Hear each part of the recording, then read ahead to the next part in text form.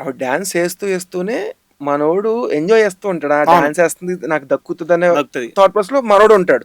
My మరిచిపోతున్నాడు అన్నప్పుడు పట్టుకుంటది అయ్యా. అవును, కత్తులు పట్టుకుంటది. ఫస్ట్ వాడి గొంతు ఒక కత్తి గొంతులుగా వెళ్తుంది, ఇంకో కత్తి పైన షాంగ్లర్ లాగేస్తుంది. షాంగ్లర్ వచ్చి మీద పడుతుంది. గ్యాప్ ఇవ్వదు. అవును, చేతులు కూడా స్ట్రిక్ట్ చేస్తారు. స్టాంగ్లర్ దాని నుంచి ఆ లైట్ కింద పడంగానే దానిలోంచి ఒక సంథింగ్ ఒక పీస్ ఎగురుతూ వస్తుంటే ఆ పీస్ కొడుతుంది.